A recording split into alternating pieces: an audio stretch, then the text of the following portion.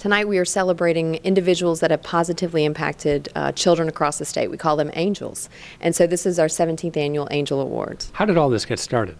Oh, years ago, we as a company thought about what is the greatest way we can have impact, and we thought it's recognizing the work that people do with children, and then not just recognizing it, but also rewarding it with a grant. And so we started doing that almost 20 years ago. As this year's Blue Angel, Tom will receive a $5,000 grant from the foundation to continue his good work with open air bike repair. Let's take a closer look at Tom's efforts.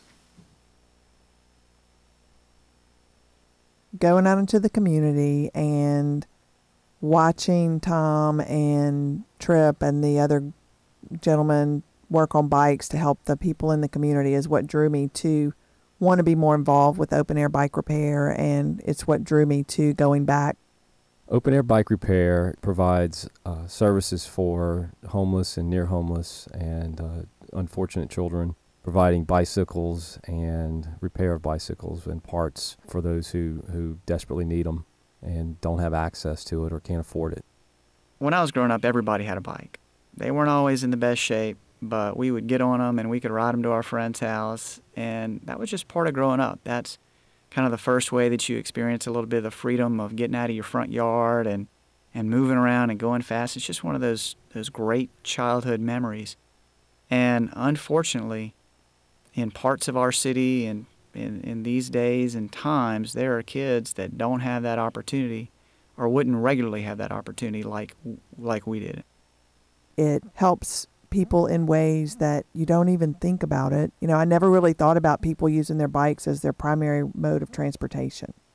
And then to watch a child get a bike who didn't have a bike before made me realize that I take so much for granted. When we give bikes away to the kids, they have a very unsurprising reaction, which is jumping up and down in elation. It's how you would feel when you were a kid and you got a bike, especially if you didn't have one or have access to one, or your parents, if you had parents, could give you one. Part of the program is we help anybody who needs it. We don't ask questions. We don't care if they deserve it. We don't care if they're giving back, if they want to help too, out there at open air.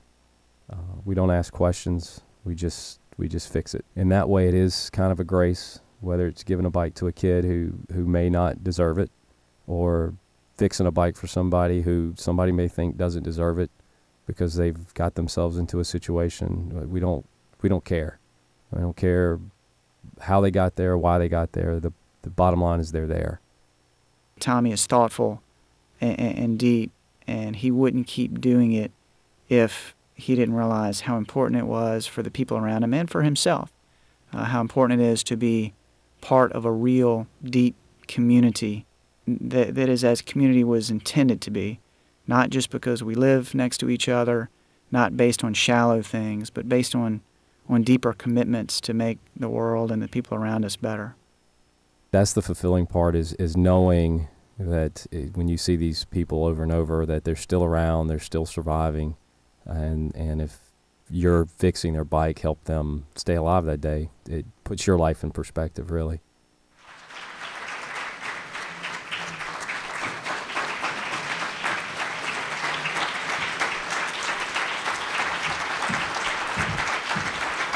Congratulations, sir. Very nice. We can do that first. What does the Angel Award mean to you? Wow, to me, it's about the mission, advancing what we're trying to do in the community. We're fairly new with what we're doing with the bike repair, and this is going to launch it. And we're pulling together a 501(c), and this is going to be the seed money for it, and we can get a lot of bikes and a lot of parts and things for taking this to another level. We will now begin to recognize our 2011 Angel Award honorees. Excuse me. And our first honoree is Miss Janet Andrews. Let's take a look at what she's been doing. The children of the New Orleans Dance Collective come from different schools. And what brings them together, what allows them to nullify their social conflicts, is dance. I think every time she helps a child fulfill their dream in dancing, she's in some way helping herself fulfill her dream. A lot of my students come from diverse backgrounds. Some of them have parents who care. Most of them have parents that don't. Some of them live in abandoned houses. Some of them live with grandparents. They have mothers and fathers who are on drugs or either in jail. I started dance at 3 years old.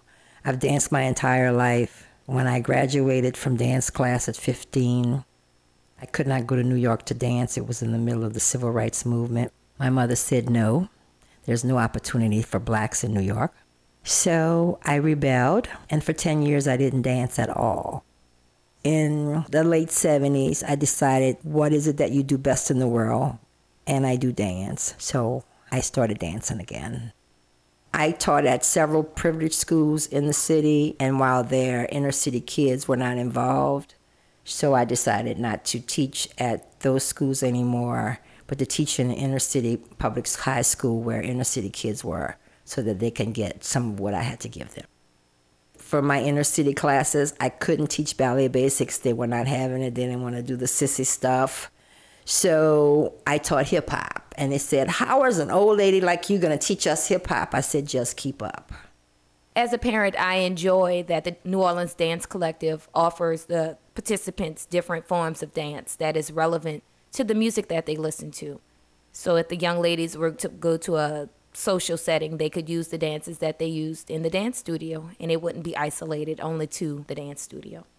Over the years, I've watched the youngest children in the dance collective grow out of their shyness. They're still children, but having a way to express themselves through dance is allowing them to shine, where if you ask them to speak, they may not be as eager to say something, but if you ask them to dance, they'll be very eager to show you their new moves.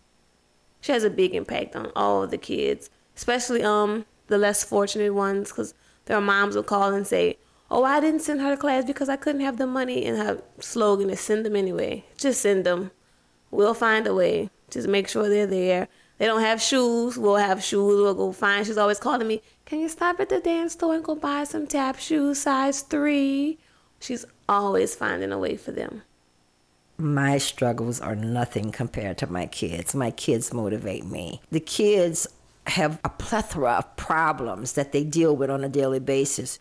So when they come to New Orleans Dance Collective, the thing I tell them, whatever ails you, let it go in the dance.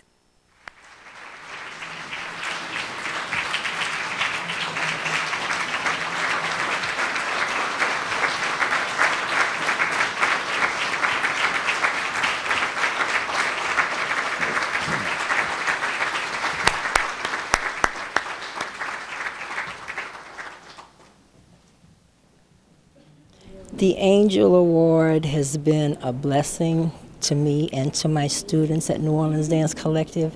It has opened so many doors since this announcement has been made, and I'm getting kind of full. But it's done amazing things for me. Tulane University has now decided to design a dance studio for us because we don't have one. The city of New Orleans is looking at giving us a piece of land to put this studio on. So good things are happening, and the Angel Award started this all off. Our next honoree is Lloyd Benson II. Let's take a look at what Lloyd's been doing here in Baton Rouge.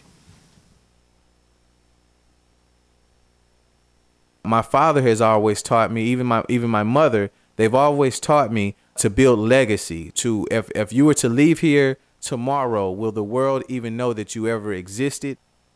Melrose East neighborhood has many challenges, and sometimes sirens and ambulances and police cars are heard all the time. The incidents are in the paper of a crime or homicide of some kind. That's a very, very difficult environment for a young person to grow up in. If Lloyd and the center weren't here, we wouldn't be seeing pictures of these kids doing positive things, landscaping projects to help the community look better and have more pride. we'd be reading about them in the police blotter or other parts of the paper for their arrest and incarceration. David Paul Learning and Community Enrichment Center is located in the Melrose East area of Baton Rouge, Louisiana, also known as Mid-City. The neighborhood consists of about 5,500 residents. Of those residents, about 41% of those residents are living below poverty, and about 30% of the residents here are from single-parent homes.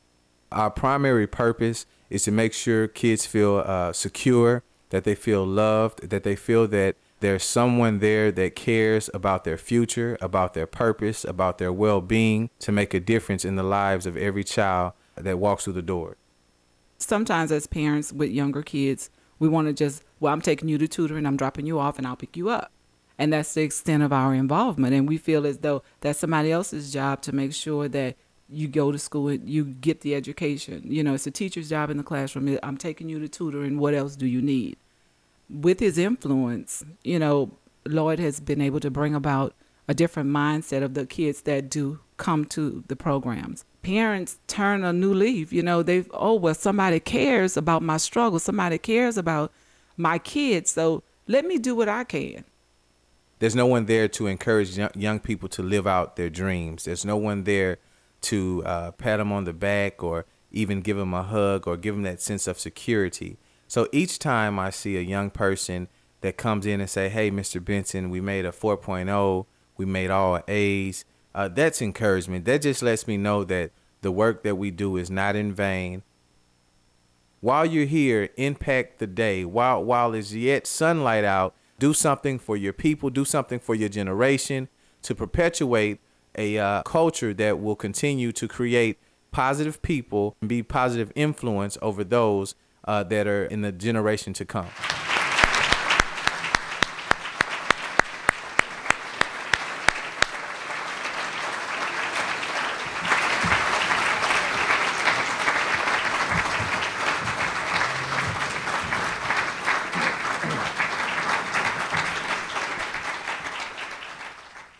It's a daunting task to be able to go out and mentor and become a role model to young kids that are not exposed to positive things in life. So we've been doing it for a while, and we've used a lot of our own resources, personal income as a matter of fact. So to get something like that, to be appreciated, it just made me feel so grateful, and to realize that I hadn't been overlooked and someone was really paying attention to hard work. Next up is Carter Joey Boyd, and let's see what Carter is doing up in Shreveport. Since the beginning of Be a Good Sport, it seems like Carter has helped probably thousands of children in the community. When I was in 7th grade, I looked in my garage and I would look around and I saw all the sporting equipment that I had that wasn't being used anymore. And I knew there were other kids in the community who didn't have the same opportunities that I had, and I wanted to find a way to get this equipment into their hands so that they would be able to use it. Bags is a organization I started when I was in middle school for my Eagle Scout project, and Bags is dedicated to collecting new and used sporting equipment and giving it back to children in need in our Shreveport Bossier community. I don't think people realize in our community how many children are really in need. Be a Good Sport is providing for children that are in need that otherwise could not afford the ball, the bat, the glove, the tennis shoe that is required to participate in many sports and activities. I remember the first child that I gave a ball at my first distribution. He walked up a little timidly with his mother. I talked to him, saw what he wanted, helped him find it, and his eyes lit up. And he just said, "Thank you, Mr. Carter." And he ran back to his mom. And then his mom came over to me and just with tears rolling down her eyes said, "Thank you. You have no idea how much this means to me and how much it means to him." The kids that come to my Bags events, they're from the underprivileged parts of the community. The kids usually always come with a smile on their face knowing that they're going to be receiving a football or baseball or basketball. Whenever I hand a kid a basketball or a football, just seeing the reaction in their face and their eyes It really inspires me that they're so thankful, they're so grateful. When I witness Joey giving out equipment to the many children, such as balls and bats and gloves, I forget about how intense and how much enjoyment he receives. I notice that he gets down, whatever level, whatever height they are, from his 5'11" frame. He gets down on his knees, whether the child be 2 foot, 3 foot, 4 foot, 5 foot. He gets down to their level, hands it to them, and always seems to give them a hug and a smile. Through my work with bags, I've become to understand that there's many children throughout our community that do not have the opportunity to have a ball. As long as I can make somebody happy and make their day, I just find a great enjoyment in that.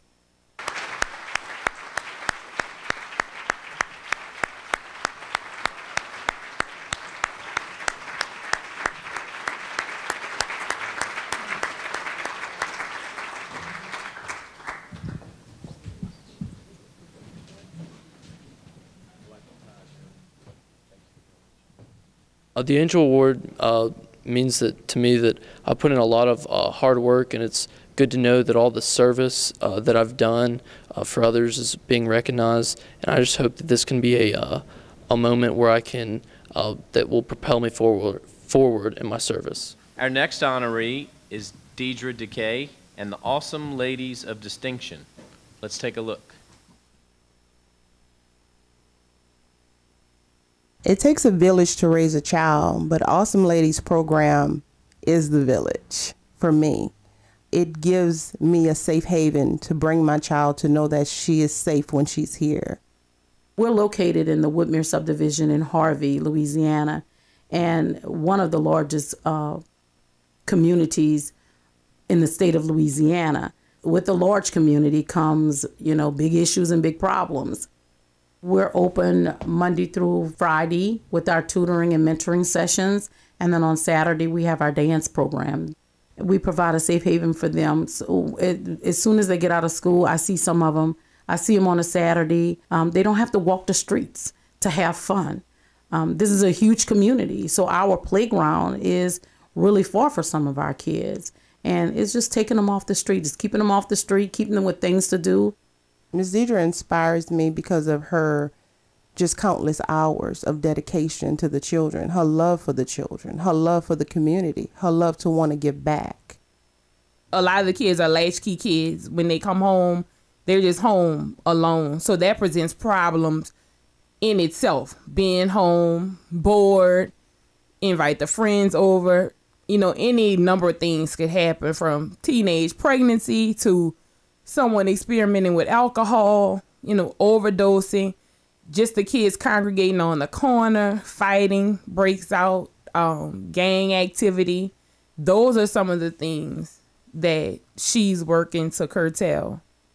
I've seen parents come into the program that have been in distress, that really needed a new direction, guidance, help with their children, whether it's tutoring or just having behavior issues. They needed something for their child to be involved in to bring them off the street. They come to mentoring once a week. They do the Saturday dance classes, and then there's the community service aspect, the performance. In the process, the kids grow together. They establish this relationship, this bond.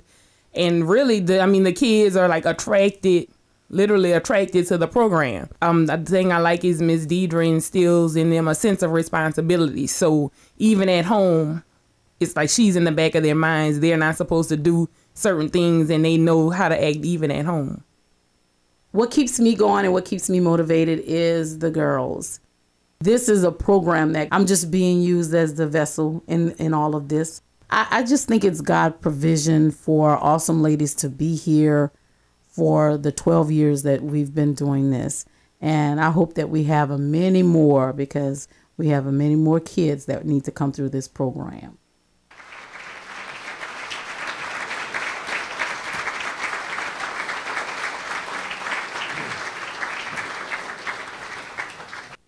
The Angel Award. I'm doing what I'm supposed to be doing. I think I just sum it up like that. I'm doing what I should be doing. Next is Derrick Tabb making some beautiful music in New Orleans. Let's roll the tape. My organization is the Roots of Music, and we're dedicated to serving New Orleans kids and preserving New Orleans music, giving them an alternative to the street life. My idea for Roots actually came from my junior high band director, who I felt showed a special interest in me. And I used to say to myself, if they had 4 or 5 Mr. Riches, they would, he could save a whole lot more kids than just myself. I played with Rebirth Brass Band, and a lot of times when we would go out and do funerals, it was because a kid that we knew, a kid that I'd seen or been around, had been killed, and it started really working on me to where I stopped doing funerals, and it would just give me more motivation to do this program. I know that when he was a child, at some point, he was given an instrument and helped to get off of the street. I know that he has also gone through time in the system in New Orleans and gotten out and seen that everyone needs someone to help guide them. And how do you make it and survive and become a better person and help others to be a better person? Roots of Music meets Monday through Thursday, 3 p.m. to 7 p.m. They get bussed in, they get tutored for their homework for an hour, they practice band, then they get fed, then they get bussed home. Roots of Music meets between 3 p.m. and 7 p.m. It is consistently the highest homicide rate time correlation in this city for teenagers. 3 o'clock, they get off of school. 7 p.m. is when most parents return home from work. We keep them off of the street. We keep them away from the corner store and the hustle. Every day we have 120 kids in the program. We're going to move up to 140 kids. We have over 500 on the wait list. In our program, the kid doesn't have to have any prior knowledge in music. We give them from beginning to advanced levels of music, and then we incorporate a hot meal at the end of the day for the kids. My idea of a music program, I wanted it outside of the school because I wanted it to be a reinforcement for the academic part of it, because if I can make the best music program and the kids want to be in a music program, I can ask for the academics to be higher. I have seen the results myself in terms of watching a parade, and I am truly inspired by everything these kids are producing. They have discipline, they have motivation, they have self-esteem. Self-esteem is one thing in this city of New Orleans that if you can teach a kid to have self-esteem, I truly believe they will not pick up a gun. Every day I tell everybody that the kids inspire me to do this more. If I give up, I'm giving up on all the kids. So that gives me that drive to just say, okay, I got to do it another day.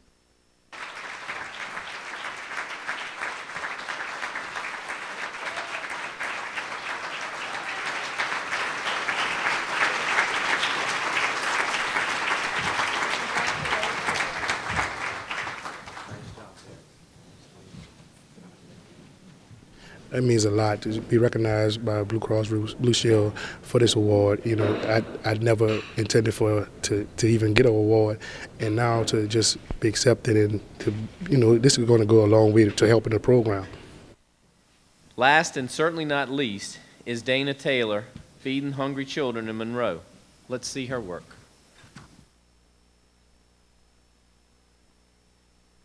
One in every 4 children in Louisiana don't know where their next meal is coming from, and 1 in every 6 individuals in Louisiana live in households that are food insecure.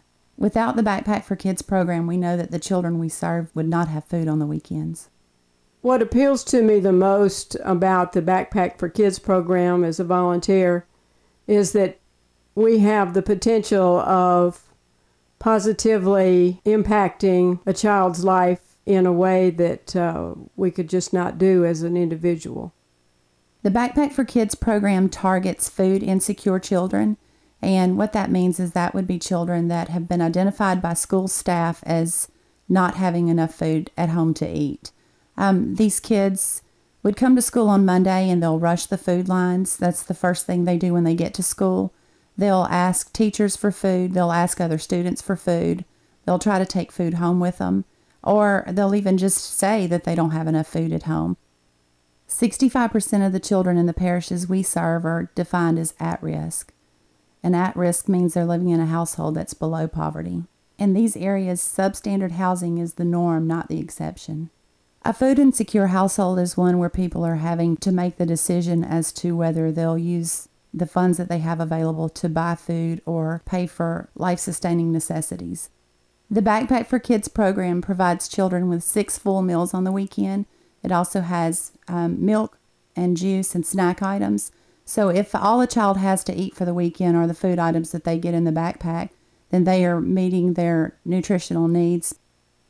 The first criteria for getting into the backpack program is that the child is on free and reduced lunch at school. And then the main criteria comes from the teachers and other school personnel noticing that child exhibits signs of hunger. On Monday mornings, they can't hurry enough to get to the lunch line to get breakfast, or they're waiting around to the end to get other people's leftovers that they're not going to eat, and then they eat that. Initially, the backpack program started off with 1 school and 75 children, and so that was feasible with the staff that we had. It's now grown to 7 schools and 320 to 350 children. If we didn't have Dana's help, I don't think that we would be able to serve those additional schools. I'm inspired by my grandchildren and the fact that they have enough. And even if they didn't, I would hope that there was someone out there besides me that would care and do something to help them in their lives. The mission of the food bank is to end hunger in Northeast Louisiana. We bring hope to people's lives that someone in our community does care about them and their welfare, that we do all that we can to make their day, if not their life, better as a whole.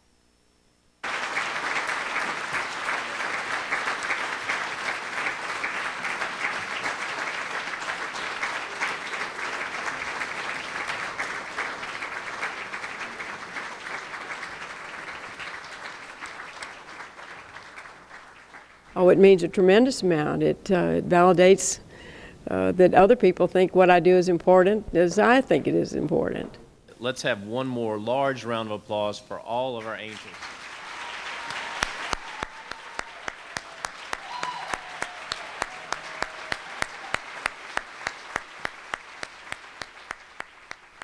It's amazing. Every year I am blown away by the service of these individuals, and I'm humbled by what they do in the community. And I think it can't get any better. And then each year it's just more and more amazing, the work and how they touch children. And I'm just so grateful to be part of it.